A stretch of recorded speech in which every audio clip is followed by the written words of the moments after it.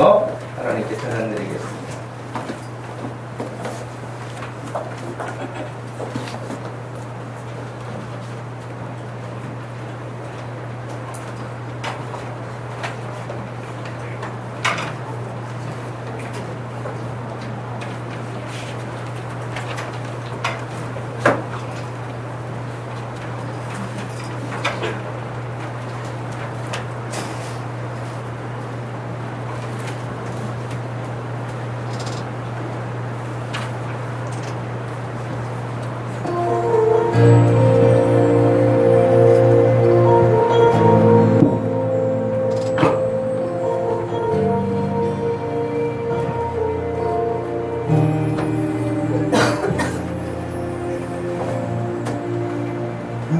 문을 여소서 이곳을 주목하소서 주를 향한 노래가 꺼지지 않으니 하늘을 열고 보소서 이곳에 임재하소서 주님을 기다립니다. 기도의 향기가 하늘에 닿으니 주여 임재하여 주소서. 이곳에 오셔서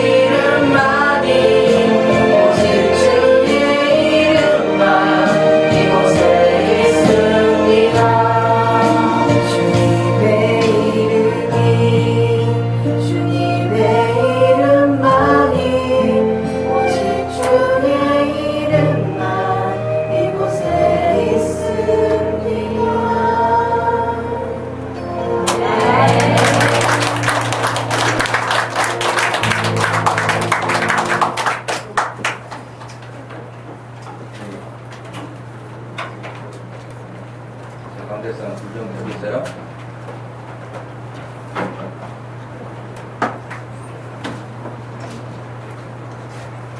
수영이가 오니까 확실히 사랑도 커지고, 예. 나머지 청년들도 더 힘을 얻는 거 같아요. 예. 휴가를 더 자주 왔으면 좋겠네. 예. 감사합니다. 오늘 우리에게 주신 하나님 말씀은 갈라디아서 5장 1절 말씀입니다. 갈라디아서 5장 1절 말씀.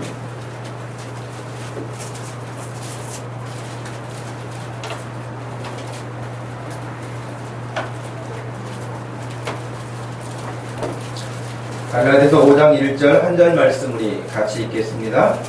그리스도께서 우리를 자유롭게 하려고 자유를 주셨으니 그러므로 굳건하게 서서 다시는 종의 멍에를 매지 말라. 아멘.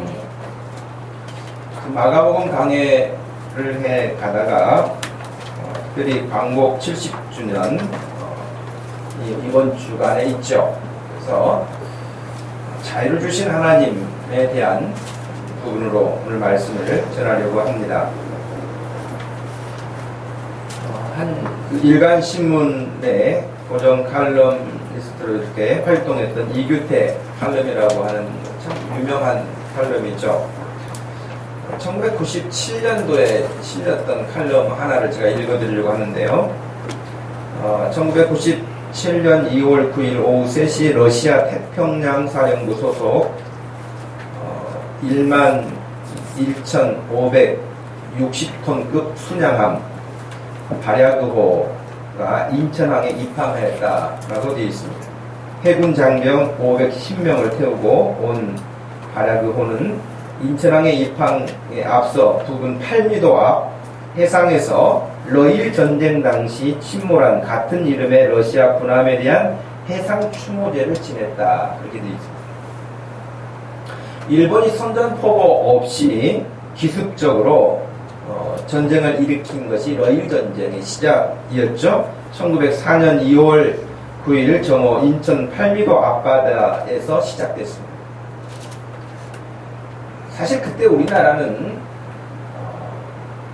열강들의 그냥 먹잇감이었죠. 러시아에서도 뭐 치고 내려올 수 있고, 일본에서도 혹은 뭐 미국에서도 프랑스에서도 개척하러 돌아다니는 그 사람들에게 있어서 우리나라는 아주 쉽게 이렇게 나라를 빼앗을 수 있는 그런 정도로 허약했었죠. 그렇기 때문에 우리나라 앞바다에서 그렇게 러일 전쟁이 시작됐던 것도 그와 같은 것이죠. 일본군의 함포 사역으로 러시아 순양함 발야그호는 함상에 있던 41명의 장병들의 목숨과 함께 수장되고 사척의 일본 군함이 인천항으로 숨어들어 2월 9일 저녁 발야그호 선장 루드네프 대령 또 참모 이런 모든 사람들이 일본 요정에 들어가서 기생들과 술을 마시고 있었다. 그렇게 되어 있습니다. 일본군 활동을 감시하기 위해서 인천 앞바다에 왔던 러시아 함선이었는데요. 와서 해야 할 일은 안 하고 기생들과 술 마시고 있다가 그 배가 완전히 수장당해버린 거예요. 그리고 수장당했지만은 여러분 그 이후에 계속해서 러시아는 인천 앞바다에 이렇게 와서 추모제를 지내고 자기네들의 뼈아픈 과거, 사실은 부끄러운 이야기잖아요. 그런데도 후손들에게 그 사실을 다시는 잊혀지지 않도록 하기 위해서 계속 이런 일들을 하고 있죠.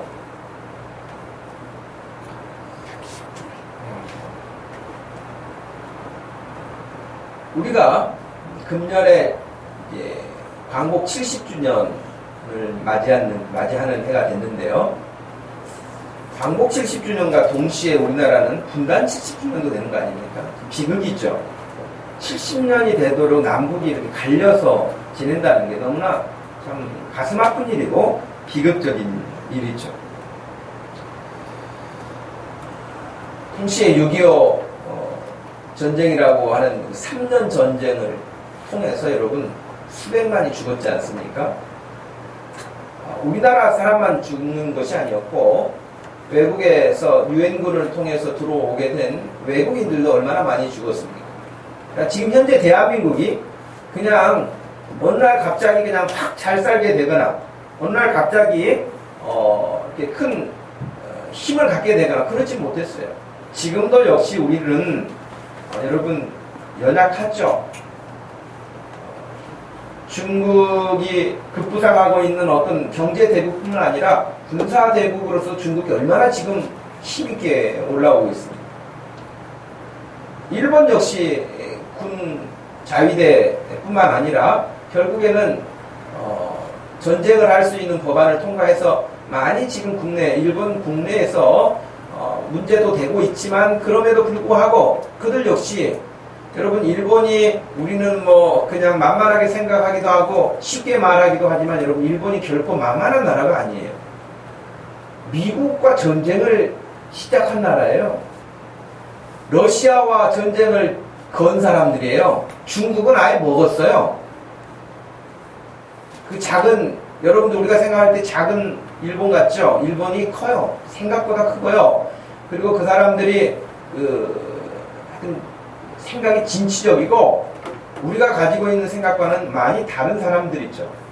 그러니 이렇게 종전 이후에도 독일이 패배를 인정하고 자기네들이 고통을 주었던 것에 대해서 참회를 하고 사과를 하고 보상을 하고 하는 이런 모든 것들과는 전혀 다른 어떤 태도를 취하고 있는 사람들이 지금 일본 아닙니까? 그렇게 생각한다면 여러분 우리가 일본 한일합방이 1910년에 되었으니까요. 35년 정도의 일제 치하를 우리가 당하게 되면서 35년 동안 당한 그 수모라고 하는 것은 그럼 말로 다 할 수 없잖아요. 그리고 그 고통이 안겨다 준 것은 너무 크잖아요.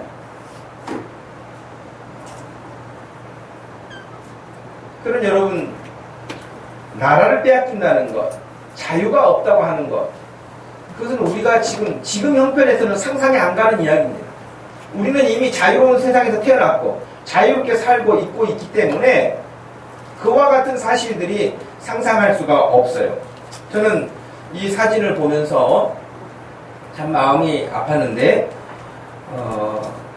우리나라가 이제 일본의 국권을 다 빼앗기고 난 다음에 일본은 계속해서 중국 본토를 공격하기 위해서 전쟁을 해나가지 않았습니까? 그랬을 때 이제 사람이 부족하니까 우리나라 사람들을 이제 징병을 한 것이죠. 근데 이제 우리나라의 어린 학생들, 지금 중고등학생 되는 아이들도 징병으로 끌어갔습니다. 지금 여기 사진에 나와 있는 아이들 얼굴 봐도 나이가 어려 보이잖아요. 이 사람들이 지금 어디 가서 싸우냐면 남양군도라 그래가지고 저 태평양 파푸아 누기니아 그 지역 태평양에 이렇게 섬들이 있는 그 지역까지 가서 그러니까 나라를 빼앗겼으니까 일본 군인으로 싸운 거예요.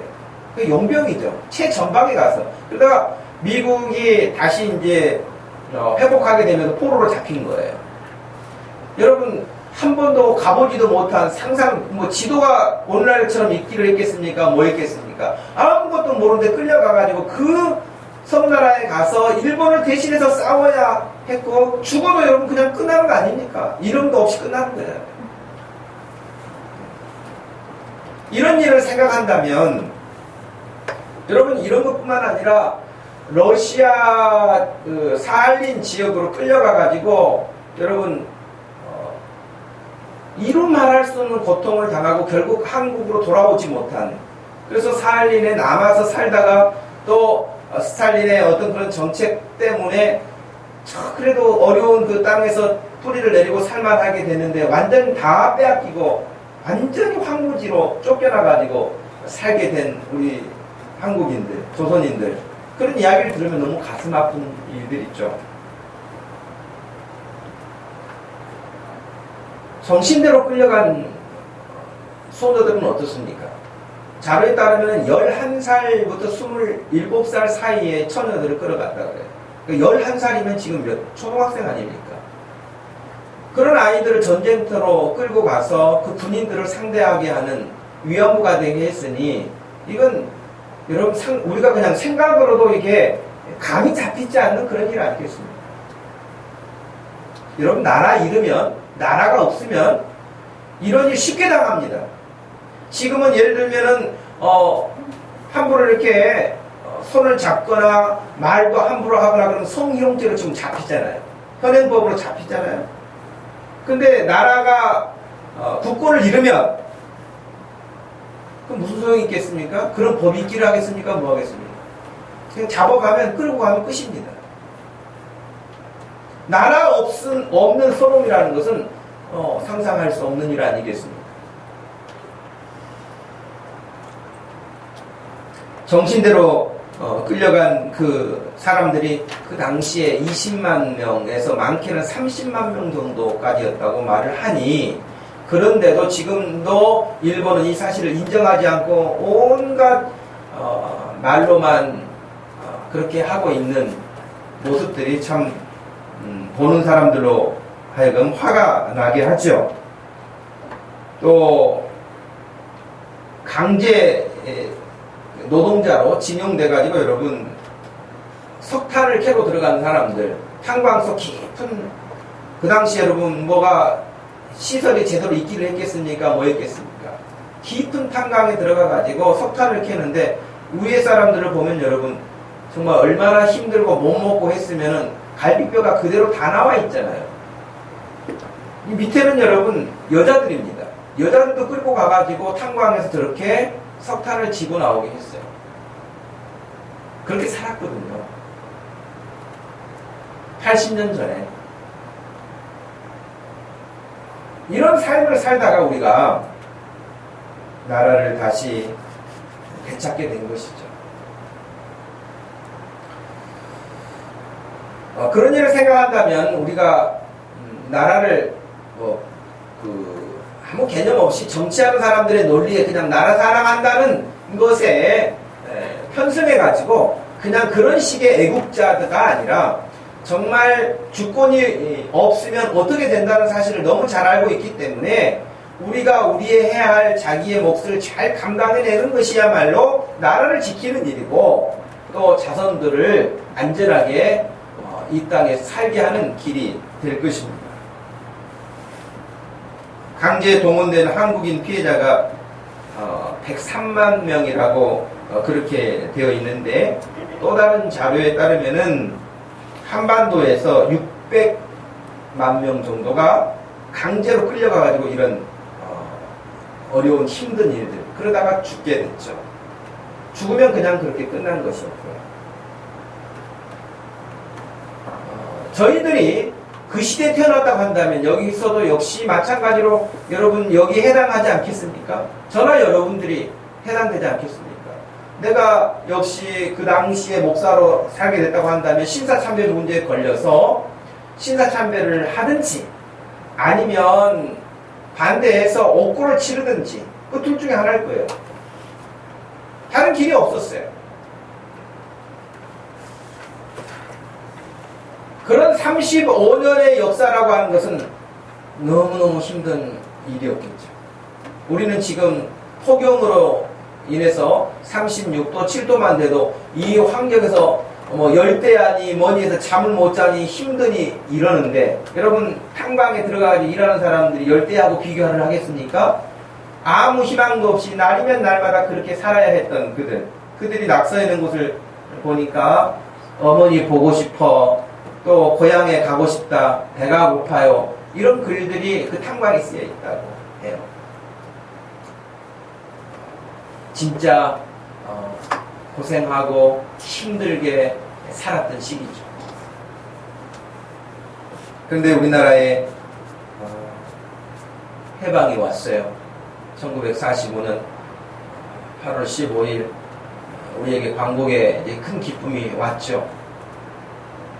말씀드린 것처럼 그렇게 광복이 왔지만 우리나라는 신탁과 반탁 일로 인해서 결국에는 갈리게 됐고 정말 데모가 계속됐고 여러 가지 복잡한 그런 역학 관계 속에서 결국에는 남과 북이 나뉘게 되어지는 이런 일들이 70년이 가도록 해결되지 못한 것은 1차적인 어떻게 보면 책임이 그 당시에 미국이나 소련 그런 열강들의 힘에 논리에서 우리가 희생타가 된 것은 사실이에요. 왜냐하면 해방됐으면은 일본군 철수시키고 그냥 러시아도 자기 나라에 그냥 가 있고 미국도 그냥 있고 그러면 괜찮은데 미국은 미국대로 우리나라가 지정학적으로 군사 요충지로 요긴했기 때문에 포기할 수 없었고 러시아도 역시 냉전 시대에 미국과 대항하기 위해서 북한이 필요했던 것이고 그러니까 신탁 통치를 일정 기간 하겠다라고 들어왔던 것이고 그런 중에 전쟁이 일어난 거 아닙니까 결국에는.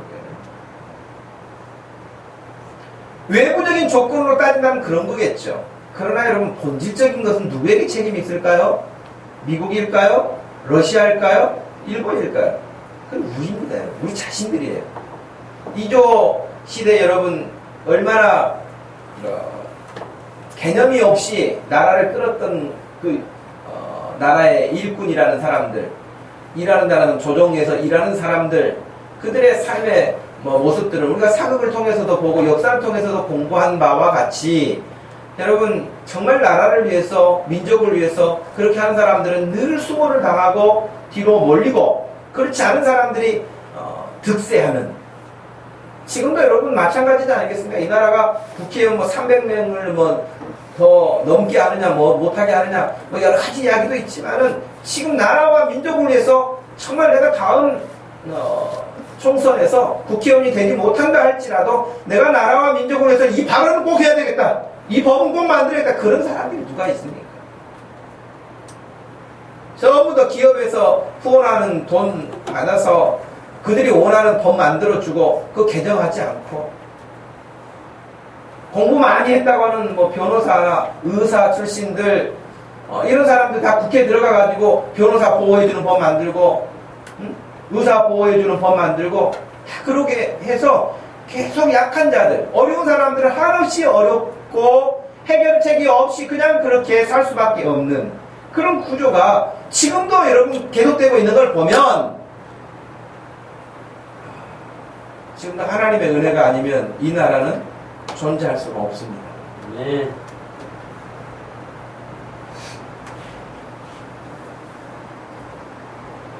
여러분 전에도 제가 말씀드렸지만 우리나라 군인들이 나라를 지켜서 지금 우리나라가 이렇게 북한으로부터 안전하게 보호받고 군인들이 있기 때문에 이렇게 안전하게 생활할 수 있고 나라를 이렇게 유지할 수 있겠는가 하는 거예요. 물론 그 일정 부분이 있어요. 군인이 아예 없다면은 다르겠죠. 그러나 군인이라고 하는 어찌됐든 군인이 있기 때문에 보유하고 있기 때문에 함부로 하지 못하는 건 사실이에요. 그럼에도 불구하고 여러분 우리나라 군인 최전방은 어떻습니까? 여러분 뉴스를 통해서 너무나 잘 아는 거 아닙니까? 노크 귀순이라고. 네. 상대방 적군이 와가지고 노크 하잖아요. 문 좀 열어달라고. 나 귀순했다고. 근데 그렇게 오도록 또 몰랐잖아요. 그러니 나라를 어찌 그 사람들에게 우리가 맡겨놓고 편안히 잠잘 수 있겠습니까? 노래는 군대 있을 때 우리도 많이 불렀어요. 내가 지킨다. 고향의 부모형제 나를 믿고 잠잔다. 그런 노래도 있어요. 근데 그 아들 믿고 자기는 힘들어요. 노크하고 있는데요. 이번 여러분 귀순 영상은 아예 하루 전에 와가지고 거기서 노숙하고 그 다음날 왔잖아요. 그러니요 여러분 그런 군대인데 그 군인이 지킨다고 이 나라가 멀쩡하겠습니까? 그렇게 가지고는 어림도 없습니다. 어찌됐든 역사의 주인은 하나님이십니다. 하나님이 이 땅에 전쟁이 있게 한 것도 뜻이 있으시겠죠. 그냥 일어난 일은 아니시겠죠. 남북이 이렇게 갈려있어서 아픔을 가지고 사는 것 역시 마찬가지겠죠. 그것이 우리가 지혜롭지 못해서 온 결과이든지 아니면 하나님에게 불순종하고 하나님의 뜻을 어긋나게 해서 그런 문제가 됐든지 또 우리가 상하게 하지 못하는 하나님의 깊은 섭리가 또 있어서 그러든지 간에 하나님과의 직접적인 연관이 역사에 늘 함께하고 있다는 사실입니다. 여러분 이스라엘 역사를 한번 생각해 보세요. 이스라엘이라고 하는 나라는 오늘날로 말하면 구약의 교회예요. 구약 교회 역사인데 여러분, 이스라엘 사람들도 우리나라 사람들하고 비슷합니다. 문화도 비슷하고요. 여러 가지로 비슷한데, 그 사람들은 애굽에서, 지금 이집트에서 430년을 여러분 노예 생활을 했습니다. 우리는 35년 했어요. 430년을 했어요. 그러면 그 사람들은 그냥 이스라엘 사람들 아니고 그냥 애굽 사람들이에요. 430년이면 몇 대입니까? 그렇게 430년 동안 그들이 종노릇을 했는데 그들이 어떻게 해서 애굽에서 나오게 됐습니까? 낮에는 일하고 밤에 비밀 결사대를 조직했습니까? 무기를 준비를 했습니까? 아니면은 또 아수르나 다른 나라하고 내통을 해가지고 여러분 그렇게 반역을 일으켜서 나왔습니까? 전혀 여러분 그렇지 않았습니다.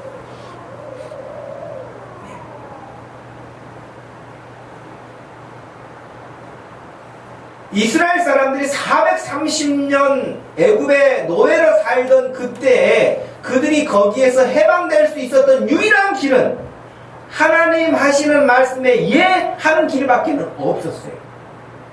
그쵸? 여러분 성경 어디를 봐도 그들이 칼을 가지고 싸웠더라, 총을 준비했더라, 혹은 또 다른 무기를 준비했더라, 그런 게 없습니다. 다만 하나님이 말씀하신 것을 따라서 순종함으로 그 일들이 이루어졌던 것이지 어떤 것. 우리나라 여러분 마찬가지예요. 우리나라 여러분 해방이 어떻게 됐습니까? 광복을 어떻게 찾게 됐습니까? 물론 독립군들이 있었죠. 독립군들이 있었지만 독립군들 때문에 나라가 해방된 건 아니에요.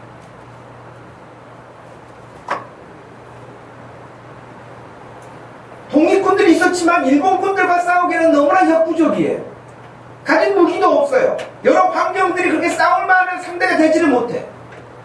여러분 임진왜란 때를 생각을 해보십시오. 우리는 죽창 대나무로 만든 창 가지고 싸운다고 하는데 저기는 조총을 가지고 와가지고 총으로 쏘는데 어떻게 싸움에서 이기겠습니까? 게임이 안 되는 거 아니겠습니까? 마찬가지로 독립군들이 정말 생명 바쳐가면서 싸운 그런 엄청난 일들이 있었어요. 그럼에도 불구하고 그것 때문에 나라가 이 한국 사람들, 조선 사람들 더 이상 안 되겠구나, 우리가 그만해야지, 안 되겠다, 일본 사람들이 그렇게 해서 물러간 게 아니라는 거예요. 일본은 독립군들 그 정도는 그냥 안중에도 없고요. 안중에도 없고 여기를 발판 삼아서 러시아, 중국 완전 본토까지 다 점령을 해서 나가기 위한 교두보로 아주 쓰기 좋은 길목이었죠. 독립군 그런 것은 눈에 들어오지도 않았어요. 우리 유명한 청산리 전투도 있고 유명한 독립군들의 활약상도 있지만은 그것 자체가 우리나라를 구할 수는 없었다는 것이죠. 역사의 모든 배후를 조종하고 계시는 하나님께서 역사가 어떻게 흘러가도록 하시는지 그걸 우리 깊이까지 모른다 그랬죠. 하나님의 깊은 뜻까지 우리가 다 헤아리기 어려워요. 그러나 그런 하나님의 큰 흐름에서 우리나라가 광복을 맞이하게 된 것이에요. 왜냐하면 출애굽기, 여러분 출애굽기 한번 가보시겠습니까?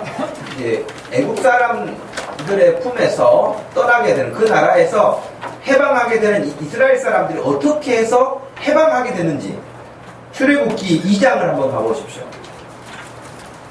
출애굽기 2장 23절 말씀에서 25절 말씀까지 한번 읽겠습니다. 여러 해 후에 애굽 왕은 죽었고 이스라엘 자손은 고된 노동으로 말미암아 탄식하며 부르짖으니 그 고된 노동으로 말미암아 부르짖는 소리가 하나님께 상달된지라. 하나님이 그들의 고통 소리를 들으시고 하나님이 아브라함과 이삭과 야곱에게 세운 그의 언약을 기억하사 하나님이 이스라엘 자손을 돌보셨고 하나님이 그들을 기억하셨더라. 23절에 고된 노동으로 말미암아 탄식하며 부르짖으니 그 부르짖는 소리가 하나님께 상달되었다. 24절에서도 하나님이 그들의 고통 소리를 들으시고 여러분 35년의 그런 압제하에서 자유를 잃고 생명을 빼앗기고 재산을 빼앗기고 사람이 아니었어요. 그 당시에는. 사람이 아니라 거의 짐승이었죠. 끌려가면 짐승처럼 노역을 해야 했고 그렇게 살다가 죽어간 거 아니겠습니까? 사람이 사람으로서 대접받을 수 있는 그런 상태는 이미 끝났습니다. 더 여러분 뭐 신랄한 이야기 731 부대 뭐 이런 이야기까지 생각한다면 그건 끔찍해서 우리가 입에도 담을 수 없는 그런 일들 아니겠습니까? 그런 것과 마찬가지로 그 시대에도 이 땅에 하나님의 백성들이 하나님 앞에 신사참배를 거부하면서 우상 섬김을 거부하면서 하나님만 섬기겠다고 생명 내걸고 감옥에 가면서 죽어가면서 고문을 당하면서 믿음을 지킨 하나님의 사람들이 이 땅에 있었습니다. 주기철 목사님도 대표적인 분일 수 있겠고 손장원 목사님 역시 대표적인 분 아니겠습니까? 이들은 그저 신사 일본 종교 앞에 그들의 우상 앞에 가서 절하면 끝날 문제를 그런 걸 하나님이 원치 않으시기 때문에 하지 않는 이유로 죽어가야 했고 심한 고초를 당해야만 했습니다. 어떤 사람은 살아있는 상태에서 고문하면서 손톱을 여러분 다 벤치 같은 것을 꼽아냅니다. 얼마나 고통스럽겠습니까? 여러분 그런 상태에서도 배신하는 사람도 있어요.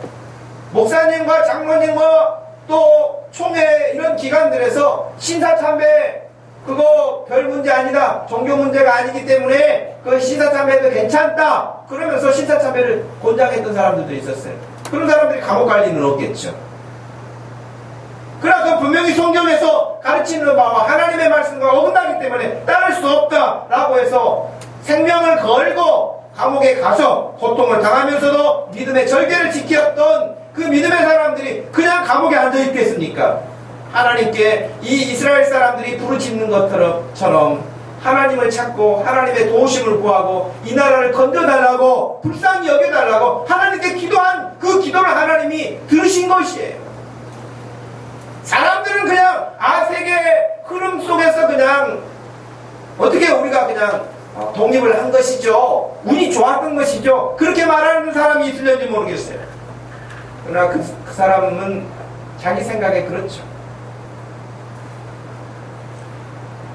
한 방송 보니까요. 관상 보는 사람들. 거기는 뭐 역술인, 중, 목사, 방송에서 부르면 다 나가가지고 앉아가지고 뭔 이야기를 하는 거 그런 모임에 뭐하러 목사가 나가는지 모르겠는데 하여튼 다 둘러 앉아가지고 그런 이야기 듣고 앉아있고 또 기독교를 대표해가지고 또 우리 입장을 이야기한다고 하더라고요. 제가 봤을 때는 맞지도 않는 이야기들. 근데 하여튼 뭐 관상만 보는 게 아니라 요즘에 몸상을 한다고 해요. 몸상은 여러분 지금 있었던 게 아니라 이조시대 때에도 아주 그 부분에 있어서 발달했던 부분이라고 해요. 몸 전체를 보면서 몸의 균형과 이런 것들도 다 본다는 거예요. 그러면서 한 사람이 그 역술인이 그런 얘기를 하더라고요. 거북상이 아주 부자라는 거예요. 거북상. 우리나라의 거북상이 누굽니까? 부자 가운데 거북상이 누구예요? 그렇죠. 이건희 삼성. 그러니까 어떤 젊은 사람이 물어봐요. 요즘 애들이 컴퓨터를 많이 해가지고 다 거북목 됐는데 다 그런 부자가 됩니까? 이렇게 물어보니까 그렇게 돼서 거북상 된 거 말고 태어난 체질 몸상이 거북상이면 부자라는 거예요. 제가 봤을 때는 그 아들은 거북상이 아닌데 그 아들은 그럼 망한가? 사람들은요 그런 식으로 말하기 좋아해요. 어떤 일들을 거기다 그냥 맞춰서 이야기하기를 좋아해요. 그럴듯한 이야기를 많이 만들어냈죠. 사람들이 생각할 때는 우연히 어떻게 나라가 그냥 광복됐겠죠. 뭐 그렇게 생각하고 지금은 이제 역사도 잘 가르치지 않아가지고 6.25가 뭐하는 날인지도 모르는 사람도 있어요. 이 어린아이들과 물론 연탄이 뭔지 모르는 아이들하고 똑같은 거 아니겠습니까? 광복절이 뭔지 모르는 아이들 7월 17일 날 왜 쉬어요? 이런 애들 대학생들 가운데도 많습니다. 그렇기 때문에 하나님 앞에 부르짖는 믿음의 사람들이 감옥에서도 절개를 지키며 믿음을 지키며 간구했던 그 기도를 하나님이 왜 외면하셨겠어요? 들으셨죠. 들으시고 미국을 움직이든지 소련을 움직이든지 누구를 움직여서든지 세계 역사를 하나님이 움직이시는 거 아니겠어요? 이스라엘이라는 그 작은 나라를 하나님이 선한 일을 위해서 쓰시기 위해서 늘 말씀을 하셔도 그들이 말씀을 듣지 않을 때는 어느 날은 아수를 통해서 어떨 때는 바벨론을 통해서 그들을 훈련시키는 것과 똑같은 거예요.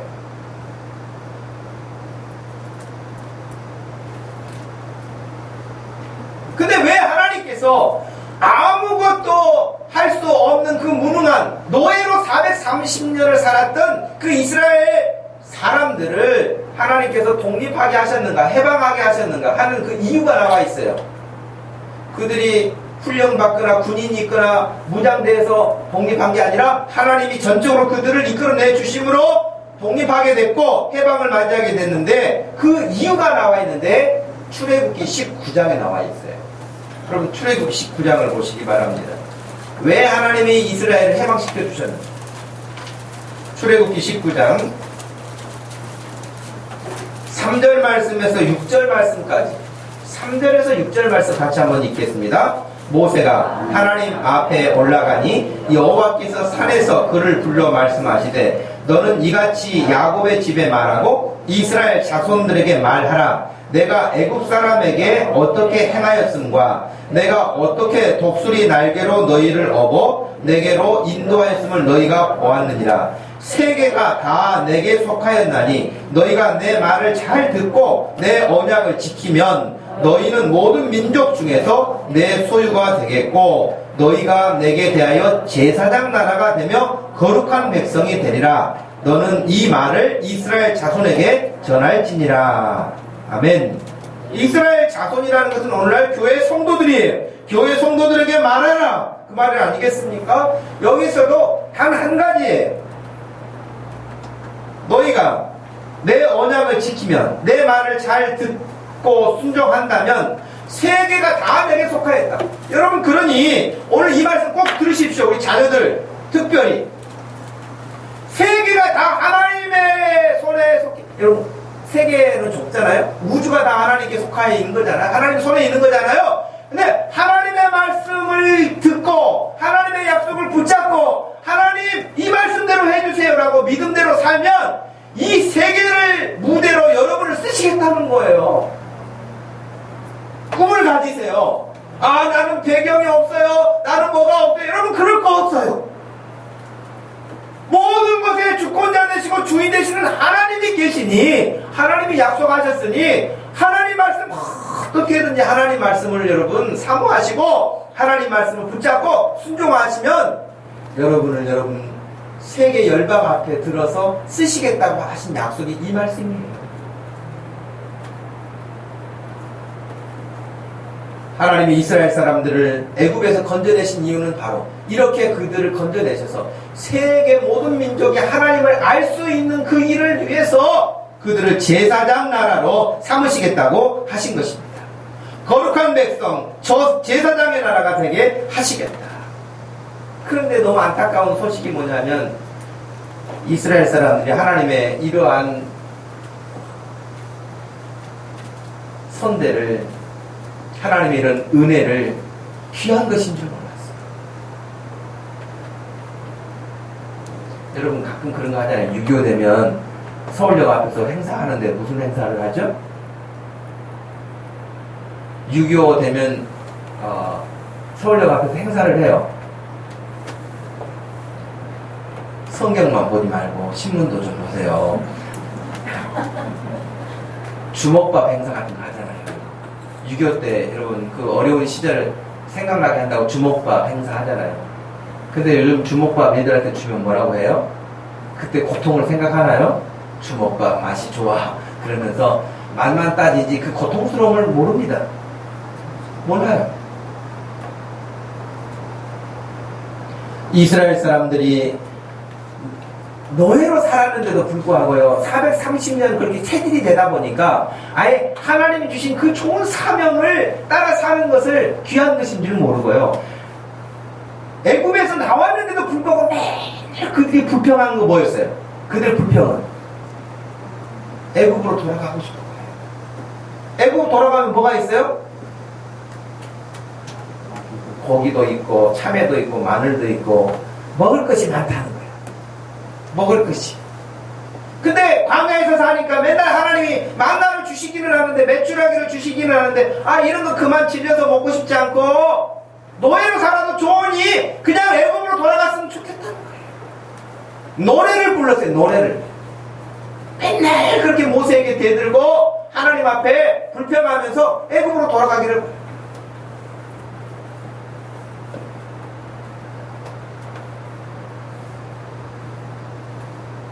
그들의 사명은 애굽으로 돌아가는 것이 아니고 가나안 땅에 들어가서 하나님이 말씀하신 그 말씀을 따라서 사는 거였거든요. 이런 삶이 있었구나. 이렇게 살아야 되는 건데 이게 뭐였단가? 왜 우리가 그런 고통을 당해야 했던 말인가? 이런 것을 생각해야 했을 터인데 그런 생각은 안중에도 없고요. 거의 짐승과 다를 바 없는, 그냥 먹는 것만 채워주면 그냥 끝이에요. 먹는 것만, 배만 부르면 끝이에요. 더 이상 바랄 것도 없어요. 사명? 그 나에게 아무 상관도 없는 거예요. 나 배부르기만 해주면 끝이에요. 지금 이 시대도 여러분 그러지 않습니까? 돈만 많이 준다면 끝 아닙니까? 돈만 많이 벌 수 있다고 한다면 신앙이고 뭐고 그냥 다 주님 다음에 봅시다. 돈 많이 벌어와서 제가 헌금 더 많이 할게요. 이런 식의 생각을 가지고 살아요.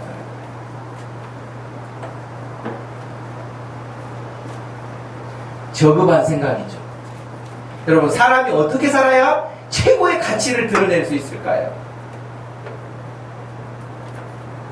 배부른 그 일만 위해서 산다면 여러분, 돼지와 다를 바가 뭐가 있겠습니까?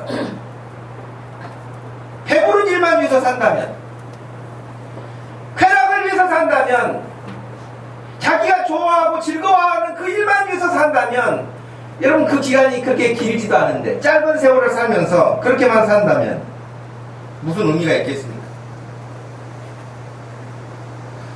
제가 어제 그 동기 목사님하고 전화통화를 하는데 딸이 지금 중학생인데 허리 측만증으로 수술을 했어요. 4시간을 했다든가 수술. 근데 이 동기 목사님이 이런 어려움을 당해보는 사람이 아니었죠. 아마 제일 큰 일을 당한 것 같아요. 수술을 그렇게 오랜 시간을 하지. 또 이제 수술 전에 의사가 주의를 주는데 피를 절반 이상 빠질 수 있지, 피가. 수술 시간이 길고 척추에 대한 부분이기 때문에 피가 몸에서 절반 이상 빠질 수 있다. 그게 얼마나 겁납니까?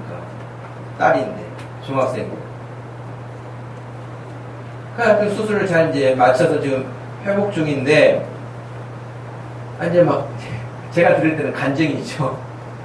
자기 이제 그동안은 아픈 사람들에 대해서 생각도 못 해봤고, 뭐, 신방을 가도 뭐 그랬고, 그랬는데, 자기 딸을 보면서 이제, 자기 어떻게 해줄 수가 없잖아요.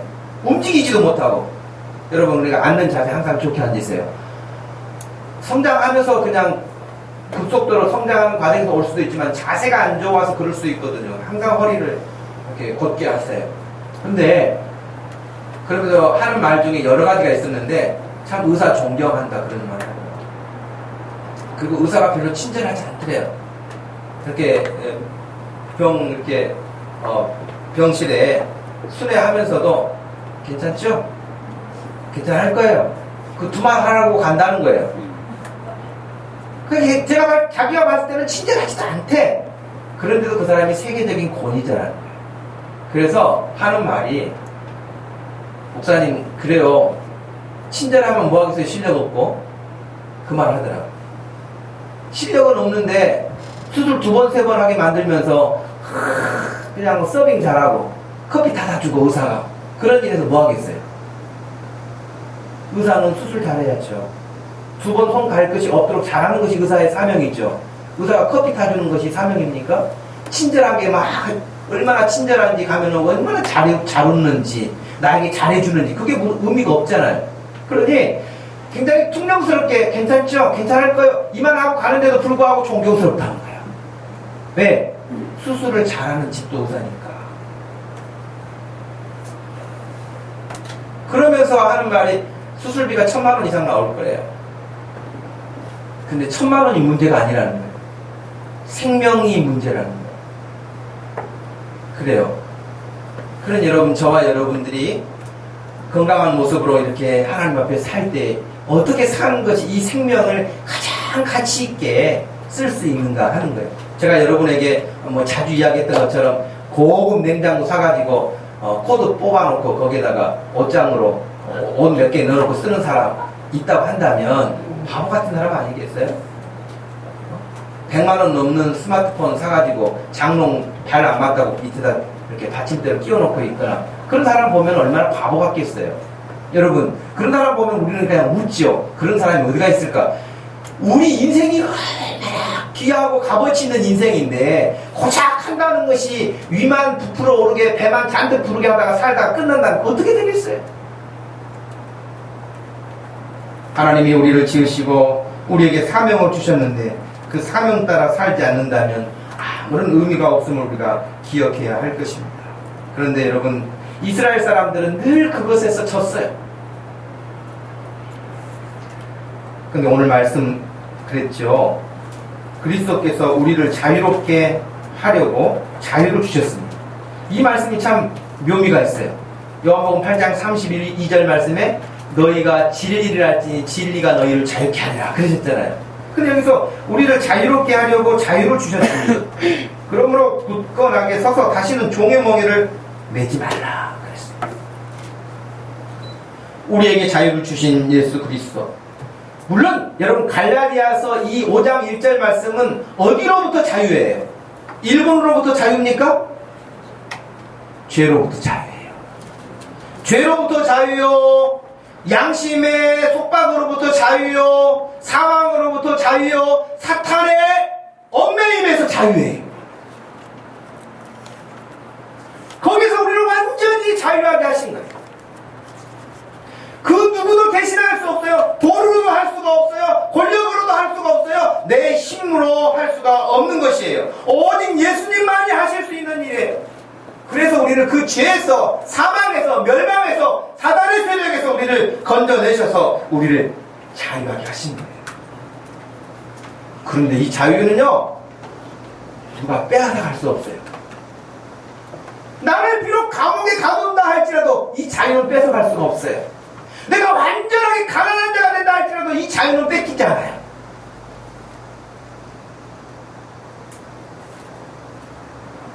그 자유를 우리에게 누리라고 말씀하셨어요.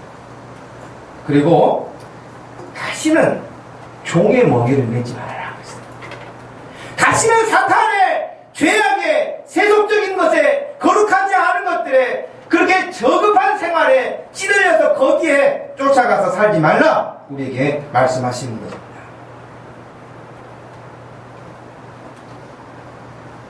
사람들은 지금도 세상의 여러 가치관과 세속적인 사단이가 만들어놓은 유행풍조에 여전하게 마음을 빼앗겨서 거기에서 그냥 자유함을 갖지 못하고 살아요. 예를 들면 저를 한번 봐보세요. 우리 교회 성도들은 한 사람도 성형을 해야 할 사람이 없어요. 다 예뻐요. 돈 벌어서 나 성형 좀 해야겠다 그런 청년들 없죠? 혜인아 그런 생각 한 적 없지? 네. 얼굴에 손을 안 대기를 바란다. 네. 마찬가지로 여러분 다 예뻐요. 다 예뻐요. 그런데 컴플렉스를 가지고 있는 사람은요 계속해서 얼굴에 뭔가를 하려고 하는데 더 망가진 사람이 많다는 것을 기억하십시오. 손대가지고 어떤 사람은요 쌍꺼풀 앉은 게 예뻐요. 쌍꺼풀이 여러분 다 예쁜 게 아니에요. 오히려 쌍꺼풀 만들어가지고 얼굴 버린 사람도 있어요. 그러니 쌍꺼풀을 하나님 안 주셨으면은 안 주신 대로 내 얼굴에 균형을 맞추기 위해서 그러셨구나 생각하시면 돼요. 그 막 쌍꺼풀 한다고 거기다 하지 마시고 쌍꺼풀 돼가지고 편 사람은 없더라고요. 제가 지금까지 들어본 바는 없어요. 쌍꺼풀 편 수술을 제가 들어본 적은 없어요. 근데 아무튼 여러분, 여러분에게 주신 것들이, 하나님이 주신 것들이 충분한데도 불구하고 불만족스러워해. 감사하지 않아. 그래서 자꾸 다른 것을 하려고 해요. 여러분, 그러지 마세요. 여러분, 내가 누구보다 돈이 없는 것 같아. 누구보다 내가 더 배움이 없는 것 같아. 그래도 여러분, 노력을 해서 여러분들이 사는 건 중요하지만, 그렇다고 해서 여러분의 인생이 값어치가 없거나 값이 싸거나 그러잖아요. 여기 있는 사람 모두 한 사람도 빠짐없이 하나님 앞에 다 고귀한 사람들이고, 하나님이 보실 때 한 사람도 차별을 두지 않아요.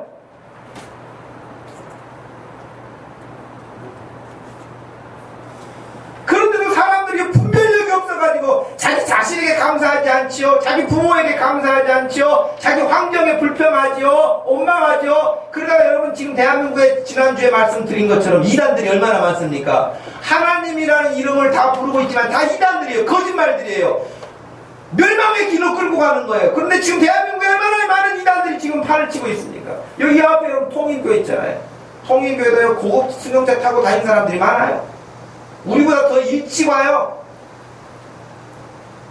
제가 지난주에는요, 그 통일교 문선명이 대를 이은 문형진 그 아들이 하버드 나오나 대학교를 나왔어요. 그 아들이 목사인데, 자기네들 말로 목사인데, 그들도 여러분 성경 씁니다. 통일교도 성경 써요. 근데 통일교가 더 쓰는 것이 있는데 원리강론이라는 것이 있어요.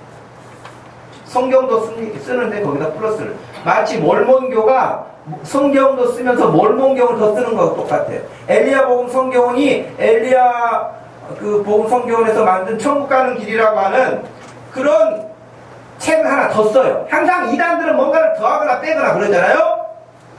근데 지난주에 제가 설교를 한 편 들었어요. 통일교가 하는 설교가 지금 미국에 있는데, 근데 여러분 하여튼 뭐 설교 내용 뭐 여러 가지가 있었지만 마지막 기도할 때 여러분 어떻게 한 줄 아세요? 우리는 여러분 모든 내용을 구하고 예수님의 이름으로 기도합니다. 그리고 뭐 합니까?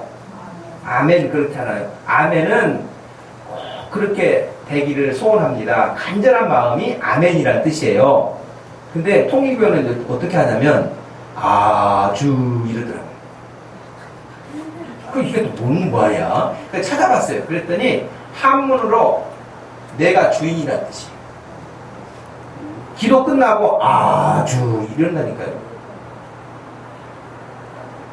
그러면서 성경 가지고 있습니다. 그 사람 모입니다. 그러니까 분별력 없으면 여러분, 여러분의 영혼을 완전히 빼앗기는 거예요. 여러분의 인생을 완전히 망치는 거예요. 지금 대한민국에 지뢰밭처럼 이단들이 얼마나 많습니까? 그러니 여러분, 교회를 위해서 기도하십시오. 교회가 건강하고 더 능력있게 부흥해서 많은 사람들에게 선한 영향력을 가질 수 있는 교회가 되도록 기도하십시오. 네.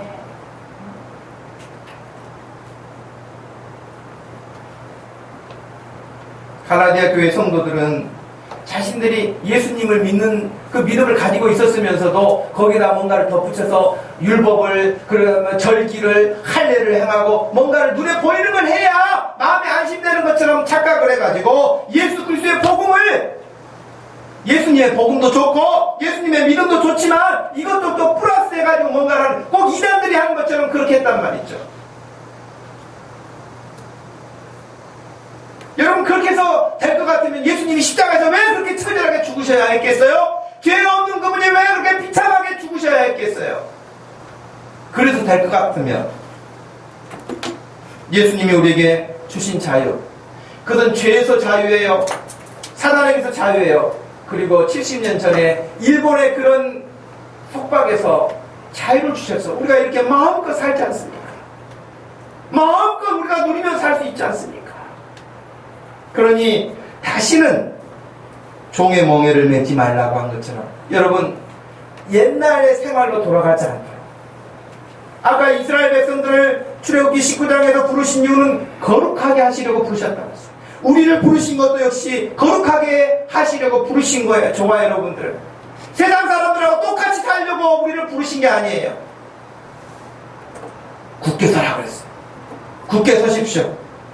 여러분이 알고 있는 믿음, 늘 말씀을 듣고 배우는 것을 통해서 여러분의 믿음을 굳게 붙잡으십시오. 여러분, 여러분의 그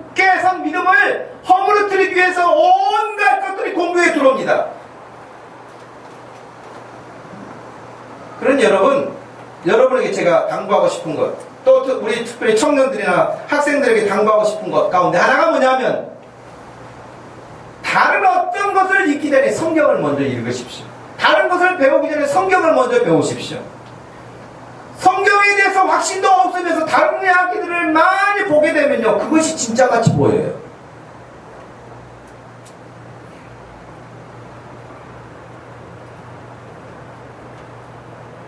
그러니 성경을 읽고 늘 교회를 통해서 듣고 배우는 말씀을 굳게 붙잡고 서서 다시는 종의 멍에를 매는 그 어리석은 삶으로 가지 말라고.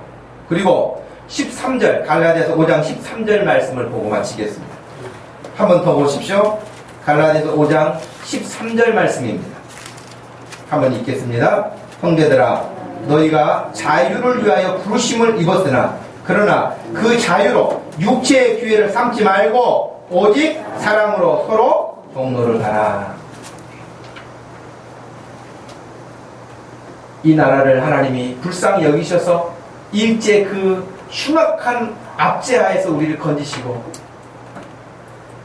민족의 비극인 그런 전쟁에서도 우리를 지키시고 여기까지 인도해 주셔서 정말 최빈국이었던 이 대한민국이 경제 10대 대국에 들어가서 오늘 이렇게 누리면서 살 수 있는 환경을 만들어 주셨는데, 이 자유와 이 하나님의 은혜를 죄된 일을 위해서 쓰지 말고 오직 하나님의 거룩한 일을 위해서 우리 자신이 먼저 써야 될 것이고, 이 나라 이 민족이 그렇게 하나님 앞에 서야 될 줄로 믿습니다. 이 땅의 교회들이, 예수 안 믿는 사람들 무슨 생각이 있겠습니까? 교회들이, 이 땅의 교회들이, 이 땅의 그리스도인들이 하나님의 주신 그 은혜를 값지게 귀하게 여겨서 오늘 우리 목동주중교회 성도들이 하나님께 받은 이 은혜를 귀한 줄 알게 마음에 새겨서 평생에 죄를 멀리하고 우리 주님을 더 가까이 하여서 주님이 우리에게 주신 사명 따라서 여기만 머물러 있지 말고 세계를 바라보고 일할 수 있는 여러분의 꿈을 키워가고 그 일을 위해서 기도할 수 있기를 바라고, 그 하나님의 인도하심을 받을 수 있는 인생들 되기를 주님의 이름으로 축복합니다. 하나님 아버지, 고맙고 감사합니다. 이 시간 저희들에게 귀한 시간을 주시고, 하나님 70년 전에 그 비극적인 노예와 같은 삶에서 우리를 건져내시고 자유를 주시고, 정말 민족 동족의 상잔이라고 할 수 있는 그 6.25 전쟁에서도 3년 전쟁을 치르는 동안 수많은 인명살상과 고통이 남았었지만 거기서 우리를 건지시고, 이제 경제로는 세계 10대 나라에 들어설 만큼 이 땅을 부요하게 하시고 잘 살 수 있도록 하나님이 축복해 주셨는데, 이 축복을 죄 짓는 일에 쓰는 일이 없게 하여 주옵소서. 하나님 아버지, 우리에게 자유를 주셔서 마음껏 하나님을 섬길 수 있는 기회를 만들어 주셨는데, 하나님 앞에 열심을 내지 아니하고 세상 죄 짓는 일에 우리가 기웃거리는 미련하고 어리석은 사람들 되지 않도록 붙잡아 주셔서 우리의 믿음을 굳게 세워갈 수 있는 지혜로운 종들 되게만 하여 주옵소서. 하나님 아버지, 특별히 우리 목동주신교회를 축복하여 주셔서 더 성장하고 부흥하여 영향력 있는 이 지역사회에서 사역을 감당할 수 있도록 하시고 세계 열방을 섬겨나갈 수 있는 교회 되게 하여 주옵시며, 우리 사랑하는 모든 성도들과 특별히 우리 자녀들이 믿음 안에서 꿈을 꾸게 하여 주시고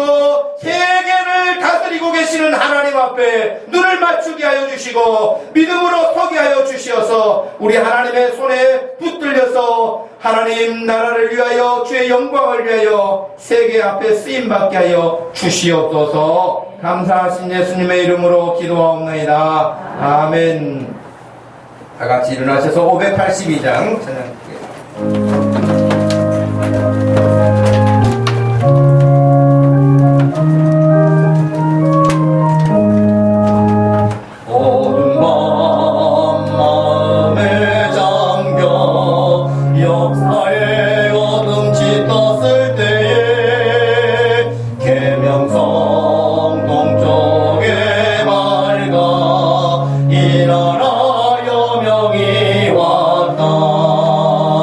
고요한 아침에 날아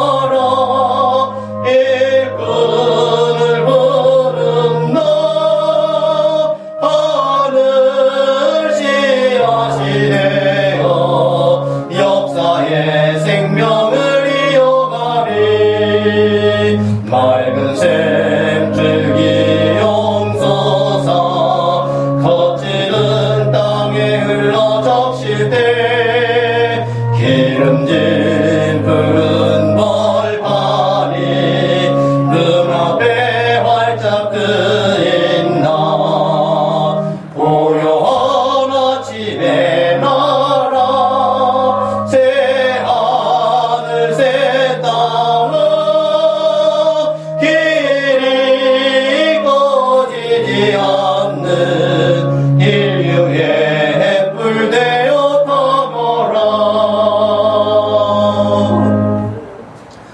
지금은 우리 주 예수 그리스도의 구속의 은혜와 우리 하나님 아버지의 극진하신 사랑과 성령 하나님의 위로 교통하심이 우리를 죄에서 사단에게서 그리고 제국주의자들의 억압 가운데서 자유함을 주셔서 하나님의 거룩한 사명 따라 살게 하시는 그 믿음을 지키기 원하는 사랑하는 모든 성도들 머리 위에 지금부터 영원토록 함께 계실지어다. 아멘.